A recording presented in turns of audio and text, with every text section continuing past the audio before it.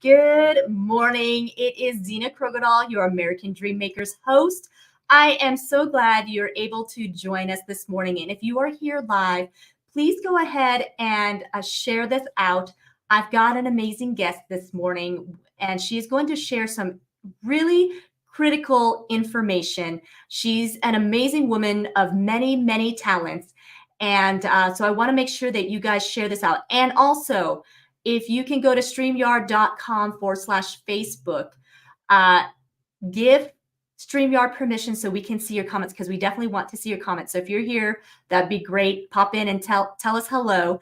And if you're watching this on the replay, please share this out. This information absolutely needs to get out, because let me tell you, the need for empowering seniors is absolutely at its height, I believe, because we've got seniors who absolutely need to know how to navigate the journey of aging with confidence and security. And so my guest this morning is Stephanie Sellers, and she is going to tell us what that all looks like, and you are going to get to know her. She is a fantastic lady, and so let's bring her on without further ado, because she is absolutely helping to make the American dream come true for many people.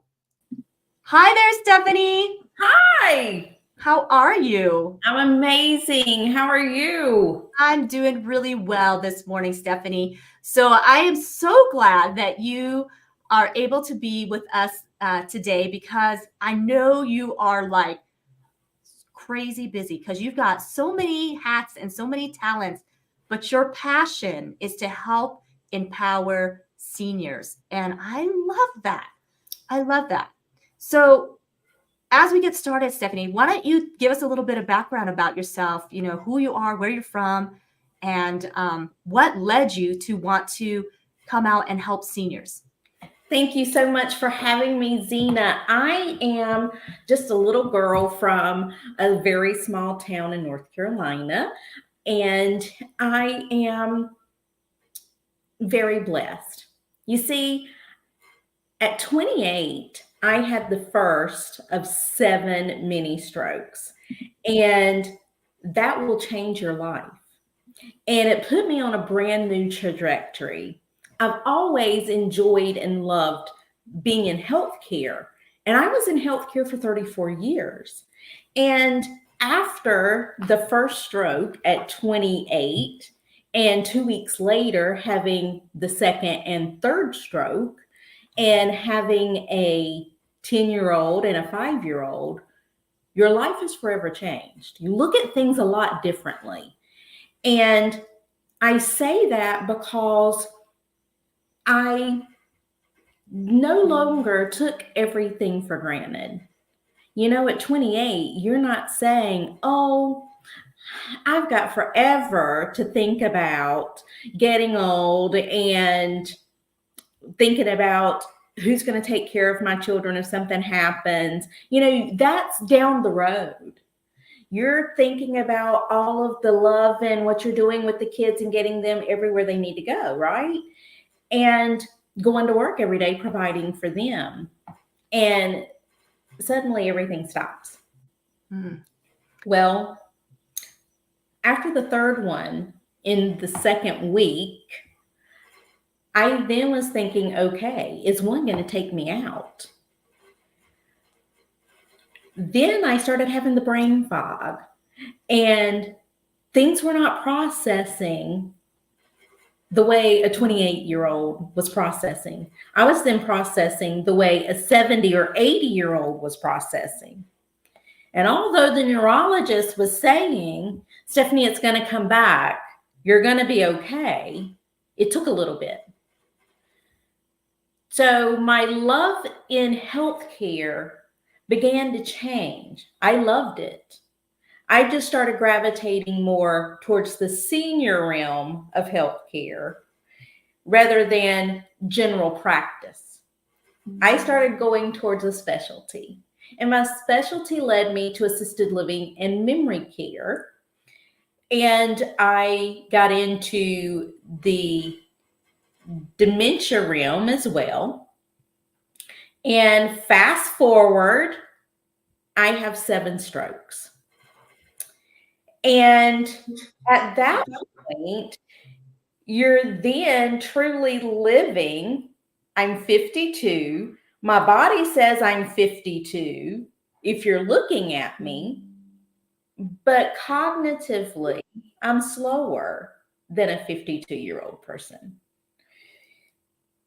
I am fine mentally, but it takes me a little longer to do things. I'm fine. Mentally, all the tests are right. But for me to take on new information, I've got to hear it about 3 times before I'm ready to say, I've got it.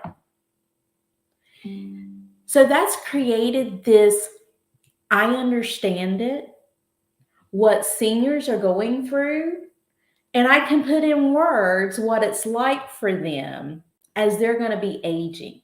Because what they are now taking on as their new norm, cognitively, and the slowdown, I've been experiencing for more than 20 years. Wow. As the child of the senior, I can put into words for them, this is why mom and dad are doing some of the things that you think is a little off. And working in assisted living and memory care facilities and running them for more than 25 years, it's okay, your mom has a form of dementia. Well, there's over 100 forms of dementia in the dementia umbrella. And we just know Alzheimer's is the first thing that comes to mind. That is one of the most widely known. However, there's tons of forms like Parkinson's, frontal lobe dementia like Bruce Willis has. You have so many different forms. So when you think about dementia, it can be multiple forms.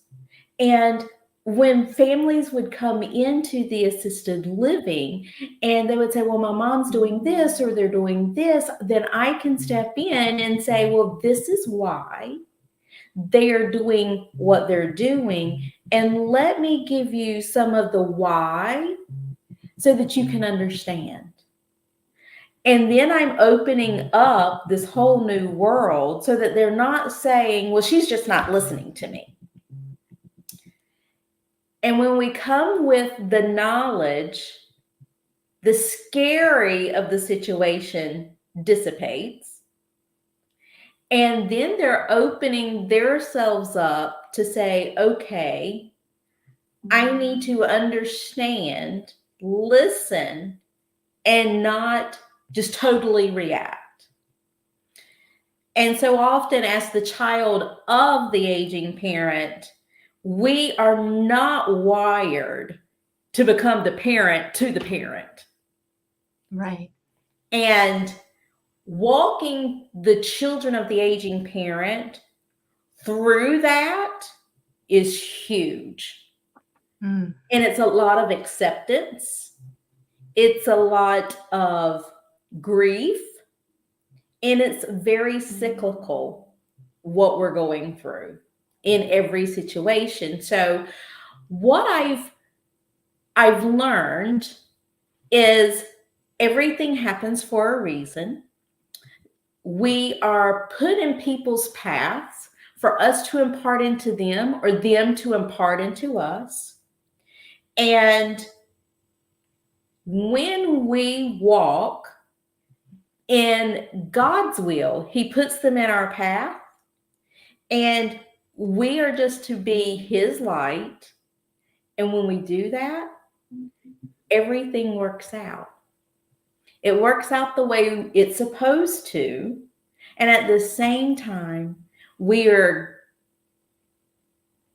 enlightening others, and they are being given every opportunity to love one another, to find their help and their resource. I love that. So I want to go back just a little bit here. So Sure.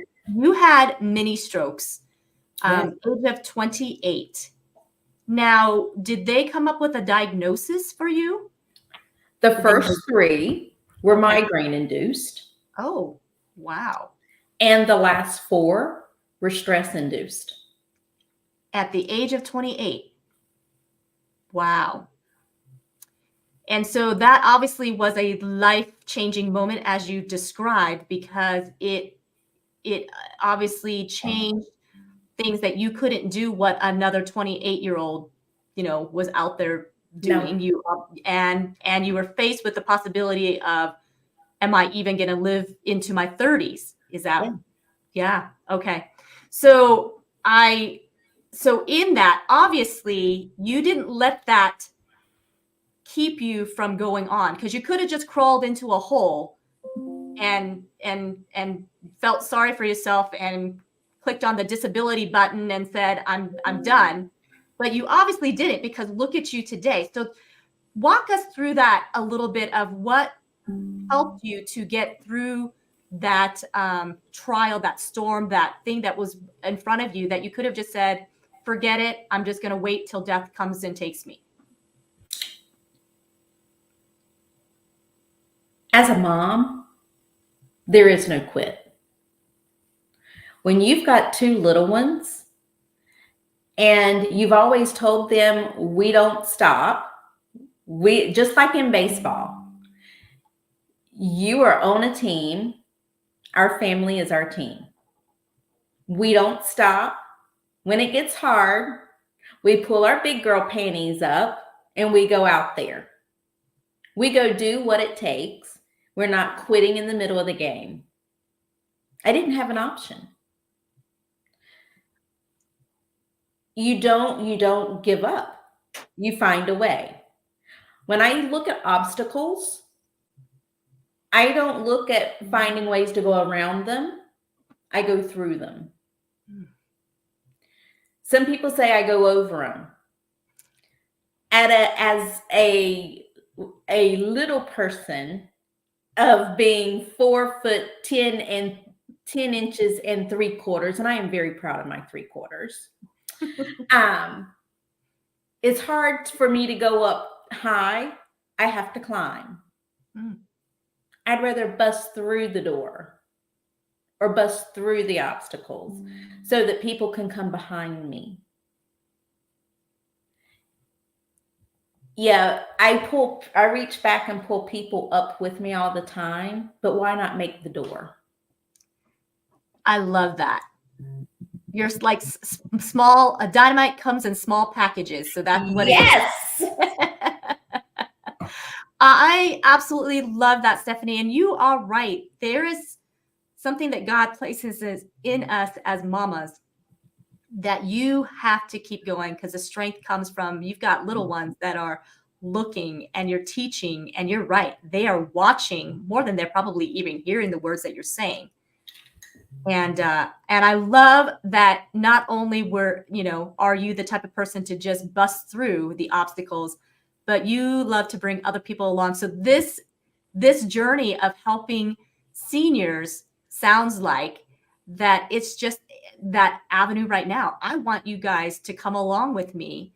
Yeah. And I'm going to show you how to navigate through this, because Stephanie, many times, as I live in a very highly retired community. Mm-hmm. And so I know, hearing many of the retirees, they do have that, what's that next step? Because I may not be able to live in my house by myself any longer.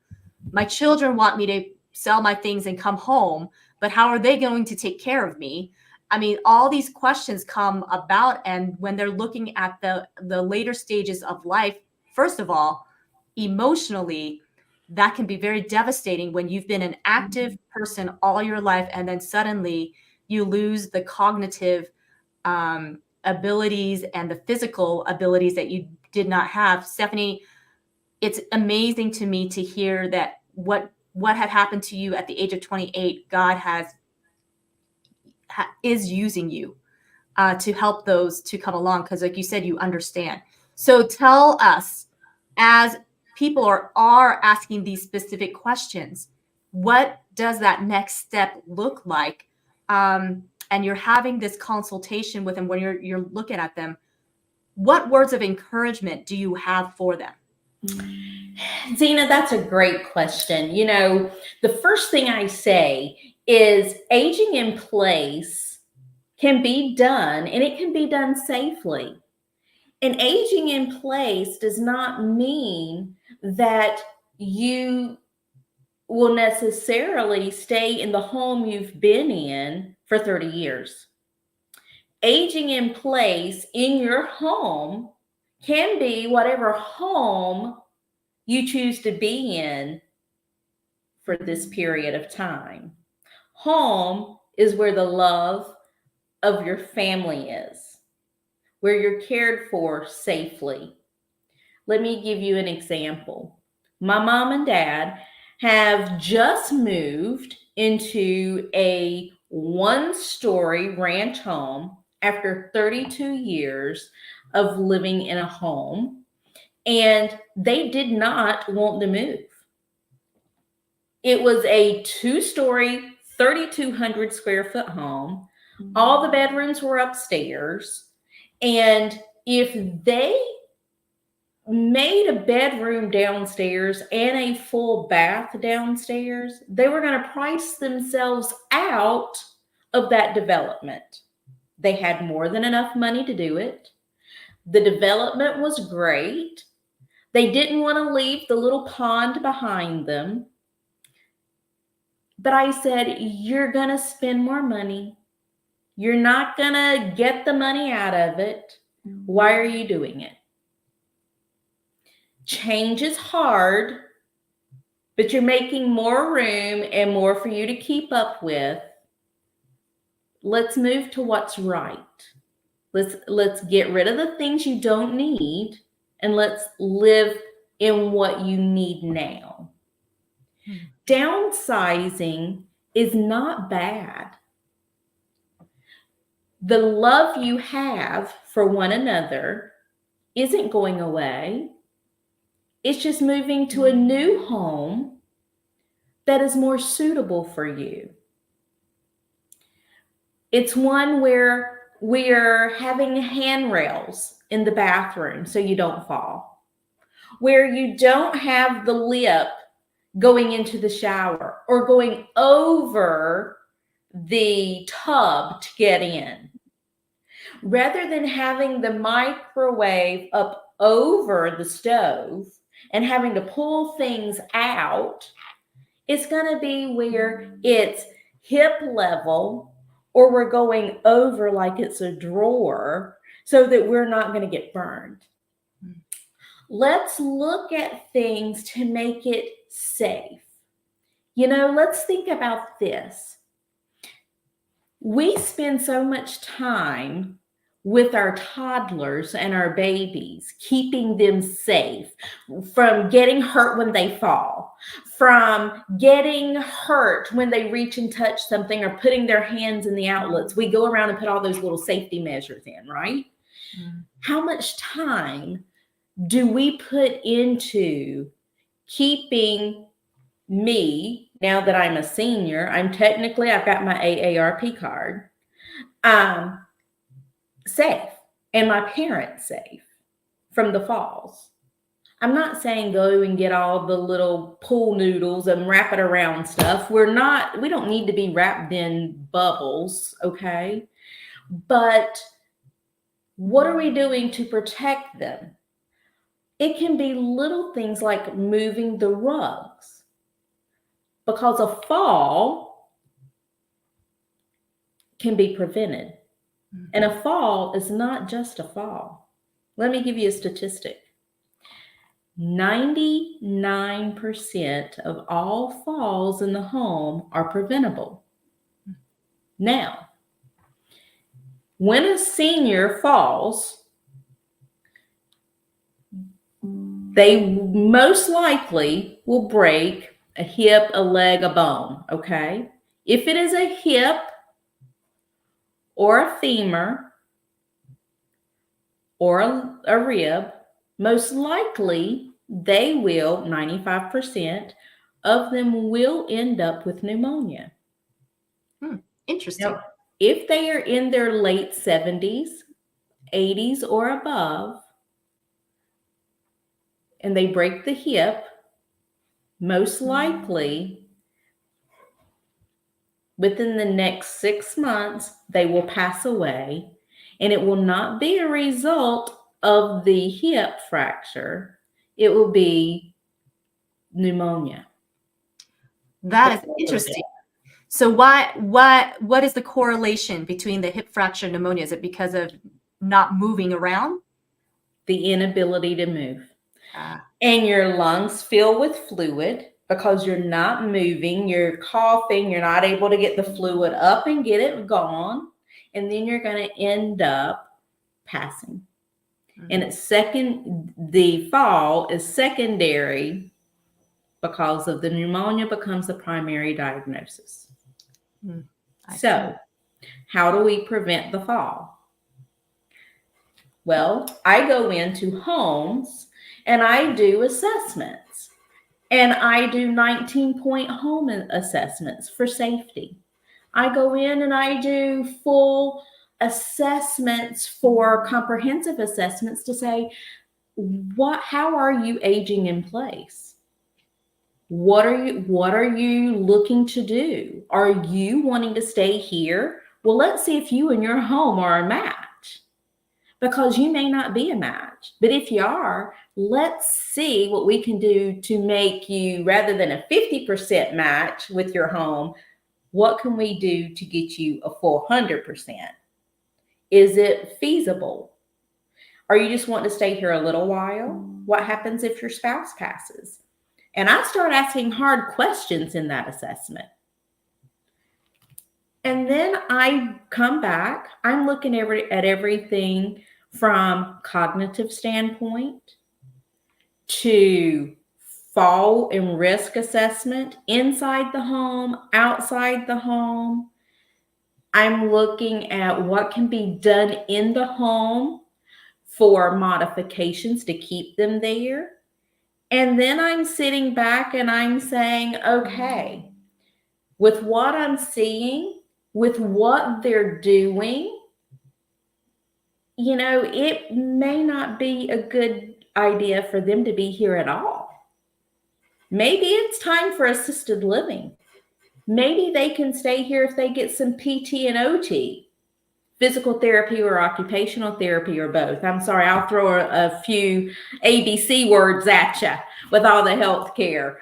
And then in 24 hours, I present to them and their adult child the findings in written form. And then I go back and I do a Zoom with them and I explain everything. And then we come up with a comprehensive plan and I walk them through it. Wow. So for me, it's about being prepared before that 911 happens, because we know that 911 is going to happen. The trick is 911 does not come knock on your door and say, okay, you're being served. In 4 days, you're going to have the situation and you might want to start getting prepared, because that didn't happen with me. Boom, it was there. Yeah. Wow. Yeah, that's great. Stephanie, so I'm going to put up on here your website, premierseniorresource.com. If any of you want to get a hold of Stephanie, absolutely go visit this website. I'm going to put her information scrolling on the bottom. So I'm going to leave that there as we continue our discussion. Stephanie, so which areas do you serve?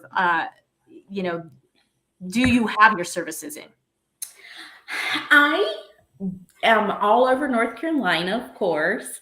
I do one-on-one in-persons in the homes within an hour, 2 hours of me. I will go to places to do them in person if I have multiple in that area. I also can do them via Zoom. Thank the Lord for COVID, right? Mm-hmm. We hear all the negative about COVID, but COVID has brought us so many advancements. just like telehealth. And as long as I can have someone that can show me what I'm needing to see, I can do them. It just takes a little longer to do them by Zoom. And I just have to have good internet connection. So I need someone other than the senior to be there to show me what I need to see. And so I've got clients in California, in Connecticut, Florida, Tennessee, South Carolina. I've got them everywhere. So through our internet, I have them everywhere. Wow. I also have a book. It's called Aging in Place Safely, that outlines everything I'm talking to you about. That's great. So can they get that book from you at premierseniorresource.com? Is that where it's available? They can, or they can get it on Amazon. Oh, it's on Amazon as well. Great. Or they can order it through my website. Okay. That's fantastic. Now you're working on another book as well. I am. It's called Legacy Blueprint, and it's a comprehensive guide to stress-free estate management. And what this does is it gives everything you need in an emergency situation right there at your fingertips. You grab it and you say, I've got everything I need for mom, and you go to the hospital. Let me give you an example. You get a call that mom has had not been seen today, and the neighbor goes in to check on her. Okay, mom's unconscious. They call 911, and you're on your way to the hospital. You don't know what's going on. And let's say you get to the hospital and the doctor's looking at you saying, okay, does she have a do not resuscitate? You're going, what is that? Does she want any life-saving measures performed? Does she want to be resuscitated? Does she want us to put a tube down her to breathe for her? Well, I don't know, but you got to do it. And if you don't know it, they're going to do it. It's already been done. So let's proceed. It's been done. Mom's on a breathing machine. They then say, did mom want, she can't eat. We've got all the tubes in her. Did mom want artificial feedings? I don't know. Well, you've got a choice to make. Do you want mom to live on artificial nutrition? Think about it. Mom's 80 or 90. They've just broken multiple ribs. Because it's like this. When I administer CPR, it's not, will I break ribs? I will. It's how many ribs will I break? And I'm praying, God, let me not puncture a lung. Because even the big guys, it's easy to break a rib. And I'm praying I'm not going to puncture a lung. And I say that twice because of the importance of what I'm saying. In a senior, when you do that, the recovery is so intense and so hard. They may recover and come off the breathing machine, but recovering from the pneumonia is almost impossible. Yeah. So if you don't know what mom's wishes were, are you going to know what type of insurance coverage she has? Are you going to know what type of long-term care policy she has, or if she has it? If once she gets out of the hospital, do you know what's going to be covered for her recovery? Do you know where she would want to go to recovery? And do you know what she has so that in assets, because skilled nursing is not cheap. And you've got to know all of this in order for her to get cared for. And there on the back end of that lies the house and all of the other assets for you to provide care. Now you're going, oh my gosh. Well, with this, it throws into the discussion. Have you planned? What if mom doesn't come out of it? What if mom passes? Are you prepared and know what she wants for her funeral? Is there a pre-need? Have you prepaid? Does she have insurance? Does she have everything written out as who she wants to do what? Who do you need to contact if she passes? There's a whole host of things that have to take place. Yeah. Are there things that mom wants you to know that she's never discussed with you yet? And are there things that she wants her grandchildren to know? So, if you have the book, it's called Legacy Blueprint. If you have this and a situation would occur and you get that call from your mom's neighbor, you go to the house, you grab the book and you go to the hospital and it's all laid out. You know her assets, you know her insurance information, you know who to call in case of an emergency. You know everything you need to know. Her living will is there, so you know what she does and does not want. And you have everything right there in front of you. And you don't have to have all those worries and the deer in the headlight look. You've got it right here and you can focus on mom. Because that's the important thing. And it takes all the worry and the weight off your shoulders. Now, does it take a little bit of uncomfortable conversations? Yeah. But being prepared for that 911 is much better than sitting there in that hospital freaking out and not knowing and then trying to leave and get everything together in the last minute. Because I'm here to tell you, running assisted livings and getting those calls, I need your help. I just was told my mom's leaving the hospital in 2 days and I can't leave work. I've missed work for so many days and I've got to have this job and I can't take care of my mom. She needs 24-hour-a-day care. And what am I going to do? Well, first, let's breathe. And I need you to answer these questions. Well, I don't know these answers. Well, this is what I need. If you have it, then everything else you can get me.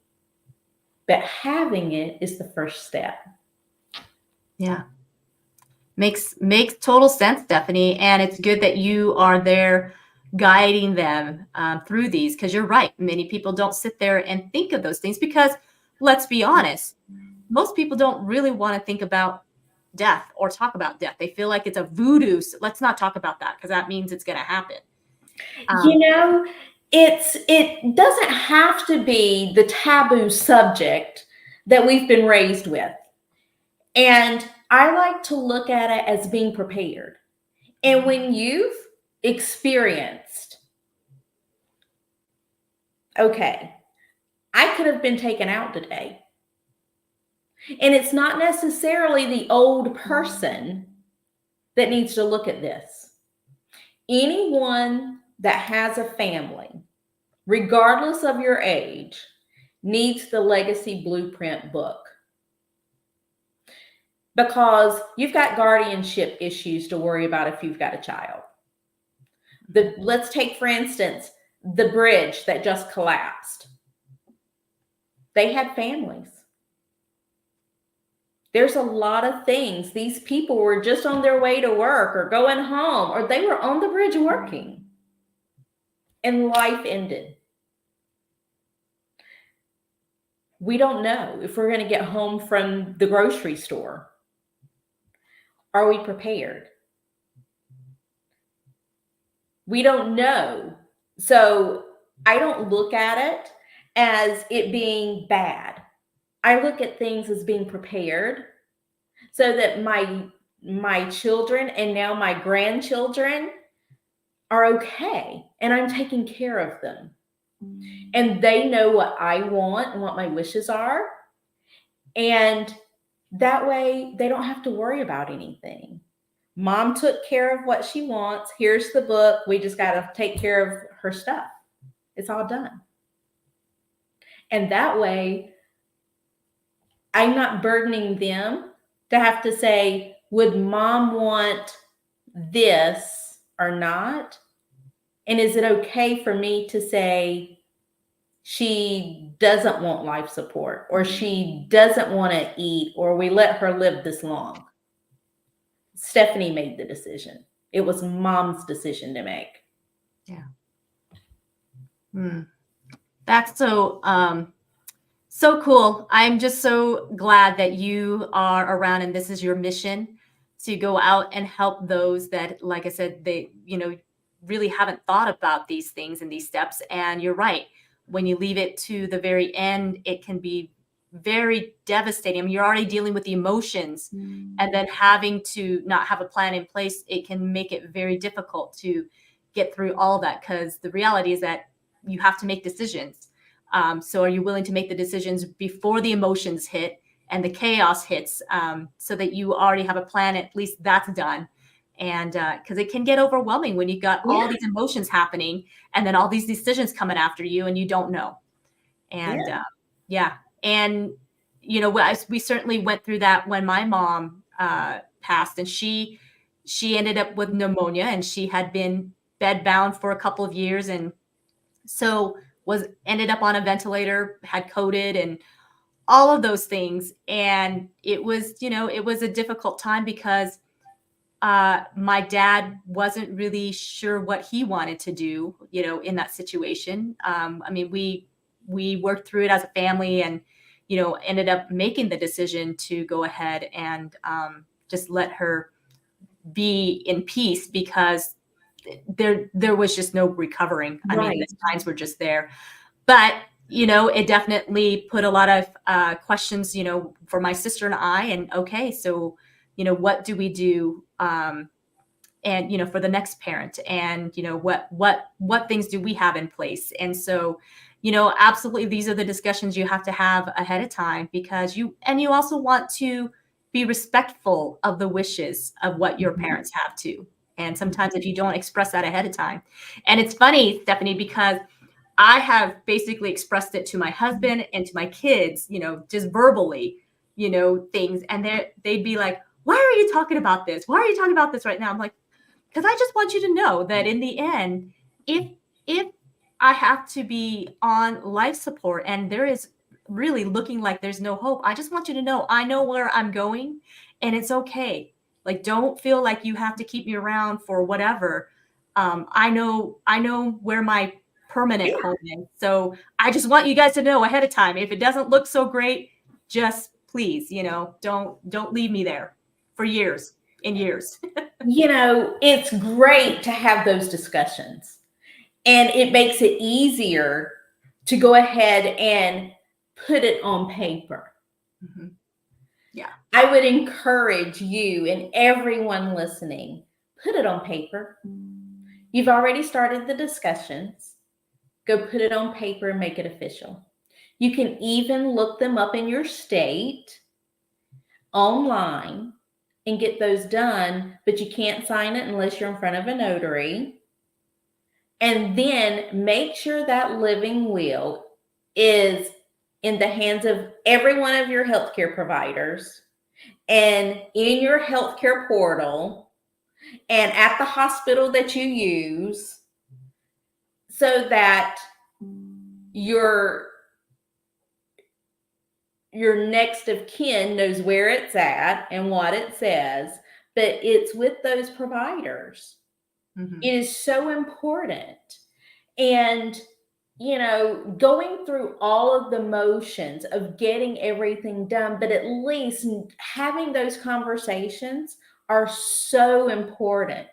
Just, the hard part for families, especially as you age, is the conversation, because we've kicked the can down the road because it's taboo. It doesn't get us anywhere. And now we're getting ready to see that silver tsunami with all the boomers coming up. And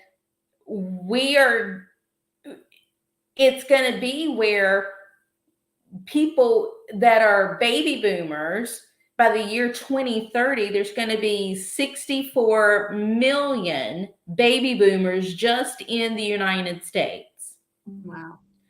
And we're going to be outnumbering the people making the most money to cover us. So baby boomers are the ones making the most money, or with the most money. And then the next one will be the children, like my son and daughter, their age. Okay. So, and I don't know, what are they? Not millennials, I don't know which one they're called, but anyway. So that's going to be that next one, that's the big one, just like the baby boomers. Mm-hmm. But the baby boomers are the ones with the most money. So with them, it's how do we help them? Most boomers some are techie, some are not. I'm one of those not techie ones. We were not taught in school computers and all of this stuff. That was after we were grown, And so just under me is when that started coming up. So, some of us got jobs, and, more of the boomers, we're not that integrated. Some of us are, but we're half and half. So we've got to learn how to get them into the apps and into the computer age and work with them. Yet that's why I made it a book form, not an app. I'm working on the app so that people younger than me can still gravitate and use it, but it's more right now. I did it for the senior population because it's a fluid document. It's going to change. And you need to keep it updated. But the app will be for the younger generation, for them to be able to use as well. But, the boomers are the ones it was originally created for, and the ones above that. Yeah, absolutely. Wow. That's going to be a great resource that you've got, Legacy Blueprint.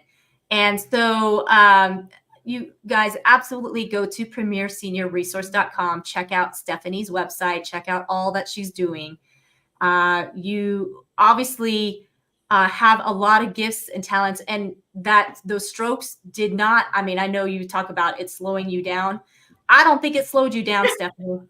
I think if anything, it sped you up. Because compensating. Yeah, well, because when you think about it, would you have been as driven had it not happened at 28? Would you know what I mean? So in many ways, it probably sped you up, because you like, okay, what am I going to do with what I do have left? I don't know. Yeah. My days are numbered, and I don't know what they are. And I've got young kids, so I got to get moving. There's no time to waste. Like, that was I was hearing that was the mentality that you had, that, mental stability. You absolutely had it. So even though you felt like, okay, I'm slowing down because of this, no, I think it sped you up, Stephanie. So, everything is our own perception and what we put on ourselves. And, that's something I put on myself. This is what it did. Now I've got to fix me. Yeah. Yeah, yeah, that's for sure. Stephanie, so this time always goes by so fast, but Yeah. I I am so glad that you took the time to come hang out with us today on American Dream Makers, because I do believe that the American dream belongs to all of us. And not only can you achieve it, but you can go beyond. You absolutely have demonstrated that, Stephanie, that you are living the American dream. And now you're helping others as well. And part of that American dream is actually being able to die with dignity, to leave this earth with dignity, to leave this earth with a legacy, so that those that are left behind, so to speak, can still enjoy the things about you when you're gone. And so, Stephanie, thank you so much for being an American dream maker. Uh, my heart goes out to you. Many prayers to you, because that's a huge mission you've got going. And Stephanie, you are an amazing woman. Thank Tell us you. leave us one more thing to give us as we say goodbye here. You are giving one day. Make it the very best. And age is not a scary thing. Awesome. Awesome. Okay, premierseniorresource.com, Stephanie at premierresource.com, and her phone number. It's been scrolling this whole time. So absolutely get that number, share this out. People need to hear about this, and they need to get a hold of Stephanie, and she can even do assessments throughout the nation. So don't hesitate to contact her with the questions. She's a very friendly gal, so she'd love to answer your questions. So, all right, Stephanie. Well, we will say see you later. I'm not going to say goodbye, but see you later. Thank you. And you have a wonderful day. And we will chat with you another time. Thank you so much, you guys, for being here on American Dream Makers. And again, if you watched this and found value in it, would love for you to share this out. And please like and subscribe my YouTube channel and Facebook. I'm also on Instagram and LinkedIn. So love to connect with you all. I'd love to hear how you are living the American dream and how you're helping others to achieve it as well. So come on board, don't be shy, and get a hold of me as well. So in the meantime, I will say goodbye and have a wonderful, wonderful, blessed day.